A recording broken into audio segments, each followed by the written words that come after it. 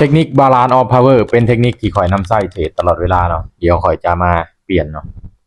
หลายคนอาจสิเบื่อแล้วนำใช้แต่เทคนิคเดียวเนาะข่อยก็บ่ได้เทรดตลอดเวลาเนาะแต่ว่านำใช้เทคนิคนี้เทคนิคเดียวเนาะเดี๋ยวจะมาเปลี่ยนเป็น William Factor เนาะเห็นบ่เทคนิคตัวนี้เลยมันเป็นลูกศร4ขึ้น4ลงนี่ตามแท่งเทียนนี่เห็นบ่เดี๋ยวจะมานำใช้เทคนิคตัวนี้เนาะมาเบิ่งกันตอนนี้งบเฮาอยู่ที่175จำหาเนาะเอาอยู่ในกราฟของ Dotcoin มาเบิ่งกันว่าข่อยสิสามารถสร้างกำไรได้บ่เดี๋ยวจะออก3ออเดอร์เลย3ออเดอร์ออเดอร์แรกไป11แล้วเนาะพอ10ไป15เบิ่งเด้อถ้าว่าลูกศรมัน4ลงมาแบบนี้ก็จะซื้อเนาะนำใช้แบบเดียวกันเลยกับ Balance of Power เนาะแต่ว่าเทคนิคมันจะต่างกันออเดอร์นี้ซื้อเลยเนาะจัดซื้อขึ้นไปเนาะลูกศรแบบนี้ถ้าว่าเป็นลูกศร4ขึ้นแบบนี้ก็จะขายเด้อเป็นลูกศร4ลงก็จะซื้อแบบเดียวกันเลยกับ Balance of Power เนาะเดี๋ยวมาเบิ่งกันจะสามารถสร้างกำไรได้บ่นี่สลับงามๆเนาะถือว่าเป็นเทคนิคคล้ายคือกันเนาะแต่ว่าตัวนั้นมันจะเป็นสีแดงเนาะเทคนิคที่ข่อยนำใช้เห็นบ่สีขึ้นแบบนี้เนาะแต่ตัวนี้มันจะเป็นลูกศรเนาะสีลงคือกันเนาะนำใช้คือกันเลย2 1ปึ๊บนี่เห็นบ่วินมาเอาเดอร์แรกเนาะเอาเดอร์แรกแห้งมาไปกันต่อเนาะไปกันต่อมาเบิ่งกันถ้าว่ายังเป็นสีแดงอยู่เนาะลูกศรสีแดงจะซื้ออีกเนาะแต่ว่าสีเขียวเข้ามาข่อยจะขายเนาะมาเบิ่งกัน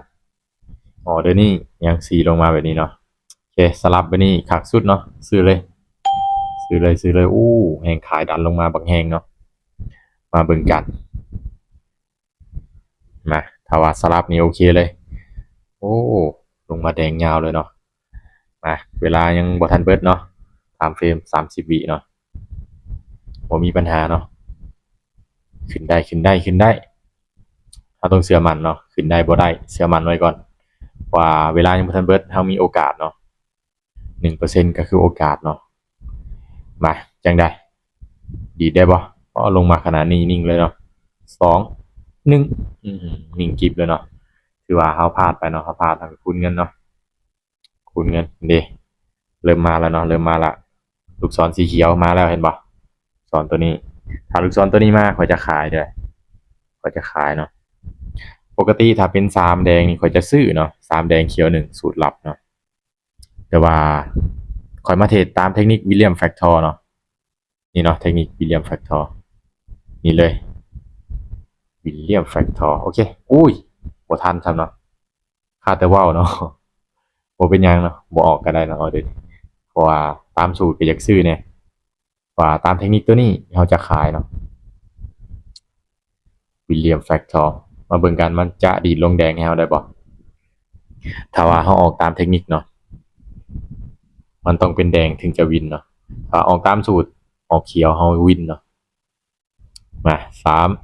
2ปั๊บปิดเขียวเนาะแสดงว่าสูตร3แดงเขียว1หรือว่า3เขียวแดง1ได้ผลดีเนาะ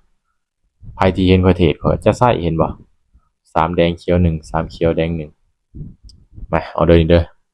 โอ้ลูกศร4ลงมาเนาะแบบนี้เนาะอันนี้เตรียมซื้อแล้วเนาะแบบนี้เนาะเตรียมซื้อเลยแบบนี้เบิ่งกันมาซื้อเลยเนาะลูกศร4ลงมาแบบนี้ถ้าว่าลูกศรตัวนี้มาแบบกี้นี่ก็จะขายเนาะลูกศรตัวนี้มาแล้วก็เลยซื้อขึ้นไปมา3แดง3เขียวได้บ่ไม่คูณเงินเนาะเอาเด้อนี่เนาะเน้นบริหารต้นทุนเนาะเทคนิคมันบ่มีเทคนิคใดที่จะวินตลอดเนาะวิน 100% บ่มีเนาะมันต้องได้แน่เสียแน่เนาะที่สำคัญกับบริหารต้นทุนแล้วก็หาจุดเข้าที่มันมีอัตราชนะเนาะมาออเดอร์นี้ว่าจังได๋งามนิ่งไว้2 1โอเค3แดง3เขียวงามๆเนาะจัดไปงามมาเอาปลายมันไปเนาะ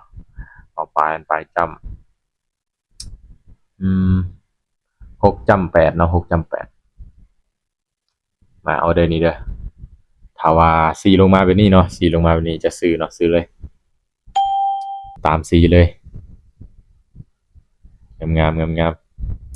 เป็นสีแบบนี้นี่ตามสีนี่คักสุดเนาะแต่ว่ามักสลับเนาะโซนนี้ก็งามถ้าเป็นแท่งเทียนประมาณนี้ก็งามเนาะ ถ้าเป็นสายเทียนยาวๆนี่โอ้เป็นแบบนี้ก็บ่งามแล้วเนาะสายเทียนวิบวับวิบวับนี่เนาะมาเป็นเขียวงามๆเห็นบ่หาจุดเข้าที่มันแบบมีอัตราสนะเนาะโซนที่มันจะเข้าง่ายมันต้องเป็นแบบนี้เนาะแต่ว่าเวลายังบ่ทันเบิดเนาะโอกาสที่มันจะดีดลงมาก็มีเนาะเห็นบ่กำลังเว้าว่าหาจุดเข้าที่อัตราสนะเนาะปั๊บเรียบร้อยเนาะลงมาซ้ำคูณเงินเนาะคูณเงินทีนี้ไป6เนาะไป15เลย พาดเฮาคูณเงินเนาะได้เฮาก็เดินเงินเสมอหรือว่าเสมอก็เฮาเดินเงินเสมอแบ่งกำไรไปก็ได้เนาะบางทีนี่ก็แบ่งกำไรไปออเดอร์นี้เด้อลูกศรยัง4ลงอยู่เนาะโอเคซื้ออีกบัตรหนึงซื้ออีกบัตรหนึงเนาะตามเทคนิคเนาะจัดซื้อขึ้นไปมาเบิ่งกันถ้าวินอีกไม้หนึงก็หยุดเนาะวินอีกไม้หนึงหยุดโอ้ออเดอร์นี้เนาะโอ้ลูกศรตัวนี้มาแล้วเนาะลูกศรตัวนี้มาโอกาสที่มันจะลงนี่สูงเลยมาแต่ว่าเฮากดซื้อเฮาต้องมั่นใจไปทางซื้อเนาะนี่ขึ้นมาแล้ว โอ้ตลาดแบบใดนี่นิ่งไว้นิ่งไว้เป็นเคียวซะเอาเด้อนี่3 2 1โอเควินเห็นบ่บอกแล้วเนาะเทคนิค1 2 3 4 5หาออเดอร์วิน3พลาด2วิน3พลาด2ตึงสุดเนาะตึงสุดมาเบิ่งประวัติกันนี่กำไรมา69จำสหะเนาะกำไรรวมนี่เลย